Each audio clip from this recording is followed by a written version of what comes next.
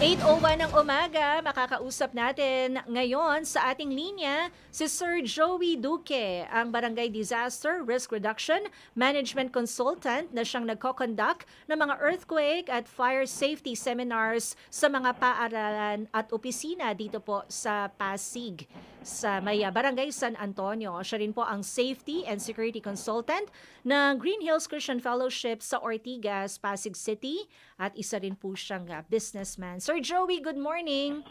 Magandang umaga po, Miss Heidi. Opo. Sir Joey, kausap namin kanina si FIVOX Director Teresito Bacolcol at ang sabi po niya, hinog na itong West Valley Fault. At ang magnitude na pwede niyang ilakas na lindol ay 7.2. Katumbas daw po niyan, 32 na atomic bombs na sumabog. Posibleng maghatid ng 33,000 na casualties sa Metro Manila or 50,000 pa kung isasama daw po yung mga kalapit nating probinsya. So para paghandaan po itong the big one, Sir Joey, ano-ano po ba yung mga dapat po nating gawin, lalong-lalo na po yung mga maapektuhan kapag gumalaw nga itong West Valley Fault? Yes po. Regarding yung West Valley Fault po, kailangan po natin maintindihan anong difference ng magnitude sa intensity. Pag sinabi mo magnitude, sabi po ng Philbox Director, nasa 7.2, iba po yung sa intensity. Magnitude po pala, yun yung sa baba kung saan nagagaling earthquake. Yung intensity po, yun po yung nasa taas yung mga paggalaw po ng mga building o struktura dito po sa ibabaw. No? So, ibig sabihin, mas malakas pa yung intensity. Kung 7.2 yan, malamang baka umabot tayo ng mga 8 or baka 7.8 o 7.9 or more na intensity. So, di ba tayo, intensity ang narinig natin madalas. So, ibig sabihin, wag sabing so yun ang importante maintindihan. Ibig sabihin, mas malakas ba? Ngayon, tinatanong mo ako, Miss Heidi, regarding paano paghanda. Ako po, ang sinasabi ko po, lagi po meron tayong before, during, and after. So, sa before po, ang pinaka-best po niyan is number one sa akin is yung mga, kung sa bahay po bahay office pwede rin, kung makikita niyo yung latest na pictures from Davao o yung mga sa Siargao o doon sa mga Surigao area, makita niyo yung mga videos, diba, nagagalaw, nagbabagsakan. Usually yan na nagbabagsakan yung mga nasa itaas, magalaw kasi yan, diba? So ako, sa bahay pa lang o dun sa opisina nyo, lahat ng mabibigat, lagay sa baba. Or kung maganda nga, wala na sa taas eh. Diba? Wala nang nakalagay ng mga kagamitan sa taas. So tapos i-fix natin yung mga like yung cabinet natin, i-fix natin sa pader o kung pwede meron siyang tornilyo, kung ano man pwede magawa para hindi po siya lumalaglag. Ayun po yung kasi tapos ang earthquake naman po hindi po again yung mga mabibigat sa baba, mga magagang sa taas. So, ang earthquake naman po di naman tumatagal ng 5 minutes, minsan 20 seconds lang, 1 minute lang, or at the most siguro mga 1.5 minutes to 2 minutes, diba? So importante yung nasabi ko na po sa inyo yung before. So before, kailan i-tuck in natin o tanggalin natin yung mga mabibigat sa taas o kung may gagalaw man sa taas o TV, fix mo natin yung mga yan, yung mga nakasabit sa wall. Pangalawa po, yung during the earthquake naman po, yun nga, di ba, sinasabi nga nila lagi na drop o duck, cover and hold, di ba? Importante kasi dahil ilang segundo lang naman yung earthquake na yan. So during the earthquake, kita nyo, mas marami napipinsala. Kapag po nag-earthquake, tapos gumalaw tayo. Like nakita po natin doon sa SM Davao, di ba, yung mga malls, di ba, nagbabagsakin ng galing sa ceiling. Yung mga Kisame. Sa Kisame. Opo. So during the earthquake talaga, kumanap po kayo ng mga pwestuhan, wag kagad lumabas. Okay, pero kung malapit ang pintuan, okay lang, pero mas maganda, wag na muna basta-basta lumabas. Mag-drop, cover and hold, punta lang sa ilalim ng isang struktura na matibay, sa tulad ng table or anything na matibay, no? Doon tayo magtago. Tapos kapag huminto na po yung earthquake, saka tayo mag-evacuate. Importante po, kaya nga po, pwede naman po nag-evacuate, pero kita nyo may iba sanay na dahil sa mga drill nila, naglalagay pa ng takip sa ulo kasi yung ulo importante na kailangan natin matakpan eh. Ayan. Tapos, isa pa po yung mga glass. Ang number one killer ng earthquake po yung salamin. glass. So, mainting na may structure ng glass. Yung kita niyo po sa mga nakita niyo sa video o pictures, yung nangyari sa earthquake, ang daming glass, di ba, na basag, na sa floor. Yung ano na, Mga basag na bintana. bintana, di ba? So, pag may earthquake, number one, lumayo kagad kayo sa bintana. Lumayo po kayo sa glass kasi yung sa akin nakapatayan. Kahit nung sabihin na lang na tempered glass yan, may chance pa rin na masugatan ka o makamatay po sa inyo. Nako, sir, Yun po. napapaligiran pa naman kami dito ng salamin. Alam ko po Sa yan, di ba? taluktok ng One Corporate Center. Sa taso, nanggaling na po ako dyan, di ba? Oo. So lumayo ko po kayo sa glass area, tapos magtago lang po kasi ilalim. After po, evacuate ngayon. Ngayon, pag sinabi nila, may aftershock di mag-drop cover and hold ka na naman. Mas importante po na matakpan niya lang ulo niya, tapos kaya nga sabi nila, pinabes maliit na maliit ka para lesser rin chance na tamaan ka. Okay. Tapos may iba nga, pag sa opisina, lagi mo sinasabi, pag dumadaan ka sa opisina, nakikita ko po doon sa ilalim ng table nila. Yung table natin, sa desk natin, may maraming mga abubot natin. Opo. May mga kahon ng sapatos. Oo, ganyan. So, paano ka ba magtatago doon? Nandun lahat. Pag nag-electric, tatanggalin mo na bago pumasok. Ang tagal, di ba? So, Opo. clear na yon. I-clear mo na yan para sa yun. Para sa safety mo. So, as of na, yun ang sinasabi sa opisina. Tapos, isa pa sinasabi ko, ito naman po yung iba-iba kasi senaryo. Bahay, opisina. Sa classroom naman, nakikita mo yung nag-drop cover and hold sila, di ba, sa table, tabi na upuan nila. Tapos, yung ginagawa ng teachers, usually, ang pinabest niya, kung may mga pintuan yan, buksan na. Bakit bubuksan, Miss Heidi? Wala niyo, bakit kailangan buksan? Bakit po? Kasi may chance po na pag may nag-earthquake, pag nakasarado yung pintuan, may nahulog po sa harap o sa likod niyan, hindi mo na mabubuksan yung pintuan. Trap ka na. Kaya pag may earthquake, drop cover ng mga bata, teachers, buksan na yung pintuan, lagyan ng upuan o kung ano ba, parang hindi po bumalik, magsara. Tapos so yun po ang pinakamalaga, no? Buksan na po kagad, yun ang kalang-galaw ng katawan nila. Tapos drop cover and hold na rin sila kasama sa estudyante. So, importante, sir, presence of mind, no? Yan, tama yung sinabi mo. Yan yung sasabihin ko na next, it's presence of mind. Ang earthquake naman, ganun, presence of mind. Hindi naman gubahas basta-basta yung building eh. May chance gumuho yung building after mga 2 to 3 aftershocks or pag hindi talaga hindi magandang struktura. So, pinaka-best talaga niyan, yung katulad sabi ko na kanina na mag-drop cover hold, laging takip sa ulo, tapos ready to evacuate. Tapos po, ma'am, so after naman, pag na bumalik sa building, doon na sa labas. Doon na kayo mag-standby sa labas. At kaya nga kailangan talagang during the earthquake o fire preparedness nyo, during the drill, talagang seryosohin natin drill. Kasi nakikita ko yung mga ibang drill habang nag-evacuate, nag-selfie pa. Social media muna. Social media na muna, habang umababa ng hagdanan, habang di ba? Opo. Seryosohin natin po yung drill. Sir, kailan safe lumabas? Kailan safe bumaba ng building? Yan. Anong safe? Okay. Pag uminto na po yung yung right after? Or mag-o-observe pa kami? Wag na. Actually, ngayon kasi, depende po, no? Ngayon kasi may mga in-install na yata tayo sa buildings natin na pinapa-install, particular dito sa Ortigas area. May mga pinapa-install sa atin ng admin, ng mga sa admin lahat ng building. Nang may earthquake siya, may earthquake na dineploy doon. Nakikita niyo ilan magnitude o ilan intensity. Sasabihin po niyon kung mag-evacuate kayo o hindi. I see. Okay. May ganun po in-install sa lahat ng buildings dito sa Ortigas. Alam ko po yan. Sa GSAP kasi nag-install na ng ganun. Oo. Pero Sir Joey, yun pong sa West Valley Fault, halimbawa kung may mga structures na mismong nasa ibabaw ng fault, halimbawa bahay or building man yan, automatic ba yun na siya agad yung parang unang mapipinsala or yung mga nasa radius nung fault line na yon? Actually, ang sinabi po sa atin na kailangan po, bawal po magtayo ng struktura within mga 3 to 5 meters from the fault line. Bawal. Pero siyempre, tulad dito sa Ortigas, may mga naitayo na, may different establishment, may mga iba nga, nakiramdam mo ngayon, may mga crack na ngayon, may basawal, nakikita na nga.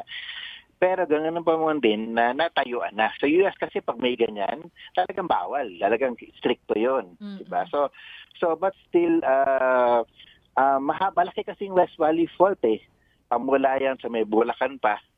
Okay, malayo yan. Hanggang dito po sa may lower part ng Laguna. Malayo, Ang haba, mahaba yan. oo. Ang haba po niyan. Oo. Siyempre, pag yung epicenter nasa norte, pero affected po in the whole yan. No? Hindi mo sinasabing. Kasi pag may earthquake niya, di ba, ramdam nga natin. Kahit yung mga nasa Davao o yung mga nasa Baguio area, di ba, ramdam natin dito, di ba? Mm-mm. Pero siyempre, tayo, malakas yan. So, kasi may chance bumuka yan or something, malaking crack yan, di ba? So, ang pinaka-best po talaga, mga 2 or 5 meters away from the fault line, yung mga struktura natin, anything beyond that. So, tayo po kasi dito mga sa Carwilian Village, dito sa may Pasig, dumaan yung mga yan. May mga and meron po tayong kasing software from DOST na ginawa nila, yung fault may software yun app ng cellphone. Fault, guide pa, something like that. Pero alam ko, siguro, sasend ko sa yung link. Makikita mo yan. It's a map, tapos makikita mo yung fault line. Di naman fault finder. Yeah. That's Tama fault ba? finder. Tama po, fault finder yan. So, sorry, fault finder Okay. yan. Ang galing mo na. Ito parang, yan yata yung sinabi ko last time in interview tayo. Okay. Yan. So, matutukoy po namin kung yung bahay namin or yung aming pinapasukan ay malapit or nakatayo Fault line. mismo sa fault line. Yes, Okay. yes po. Sige oo. po. So, alam niyo na, pag may ganyan, siyempre, at risk ka. At risk yun. So, hindi ko sinasabi na 100%, pero at risk ka, malayo man yung fault line o hindi, ando ka sa fault. So, at risk ka. Pero, Sir Joey, ito, ilang buildings pa parang yung hindi earthquake resilient? Proof. Parang ganyan. Earthquake proof. Actually, most of the buildings in Ortigas, kasi Ortigas yung area ko, Opo. most of them are earthquake proof naman. Mm-mm. But still, hindi mo makakailan even though na these are earthquake proof buildings. Kasi maraming traktor kakatayo lang recently, di ba? Of course, may standard naman binibigay ang Pasig dyan at ang barangay dyan before we put up the building, di ba? Mm-mm. So, sinacheck yan. Of course, pag di sila nag-comply, yun na lang yung problema, no? So, actually, the floors, pag sabi mong 4 or 5th floor, mas nakakatakot pa ngayon kaysa sa mga 16 to 20 and above. Mas Why? safe pa pala kami dito sa 46th. Sabi ko nga kay Why Elder so? Bon, Oo. ha? Bakit po? Kasi pag yung sway yan. Oh. The building would sway kung mayroon man yung mga roller sa baba, mag-sway yan. Unlike yung maliliit, hindi na mag-sway yun. So pag di nag-sway, magka-crack. Okay. Ayan, sama sway. Pero tayo naman dito sa Ortigas, mga adobe po yung mga ilalim natin. So medyo matibay-tibay ito. Hindi katulad ng Manila and part of Quezon City, medyo malambot. Mhm. Kaya minsan ang intensity dito, 3 lang, 2 to 3. Sabay yung Manila, 4 or 5 na gano'n. Mhm. Mhm. Yeah. Okay. And Sir Joey, yun nga isa sa mga gusto talagang bigyang diin ng FIVOX yung pag-observe talaga dun sa building code. Yes, yan. Oo. Yan. Sabi ko sa kanina, di ba? So, building code, pag-observe talaga, kailangan talaga yung struktura natin nasa ayon sa itinalaga ng gobyerno sa atin, doon sa area natin, yun ang dapat sundan natin. May iba kasi medyo titipid, ganyan. Pero the safety yan. So, number 1 priority yan dapat. No? So, para malesen, kung magkakaroon man ng casualties. Yes, actually yung casualty hindi natin masasabi, Opo, depende po doon sa building, and depende po sa oras ng nangyari, and depende rin po doon sa preparedness natin. Pero ako kasi not religiously, pero kung may tiwala ka sa Panginoon, Panginoon nagbibigay sa atin ng safety sa ating buhay. Tama naman po yun, pero yun na nga, kailangan din natin makiisa doon sa mga paghahanda, 'di ba, na binibigay din po. At yun nga, sa mga information dissemination na pinangungunahan po ng mga legit, ayan, ang atin din pong pamahalaan. Okay. Yes po, sumunod lang po tayo. Tapos again, pag sinasabi na sa preparedness natin sa both fire and earthquake po, gawin po natin ng seryoso, maayos. At yan pala, di ba, importante yung evacuation area natin. Lalo sa Pasig, sa Ortigas area, dahil palit ng palit yung space natin dito. Dahil, Oo. Pero yun na, may mga parking lot na to. identified quadrants po, ano, Sir Joey? Yes, may mga may yung mga identified quadrants, yung mga main quadrants talaga, yun yung mga north, south, east, west yan ng Metro Manila eh. Like dito sa Pasig, isa po yun sa dito po sa east side po ng Metro Manila is pwede po yan dito po sa Meralco, yung Meralco compound. Diba? Tapos yung HPD, yung dito po yung highway patrol ngayon group.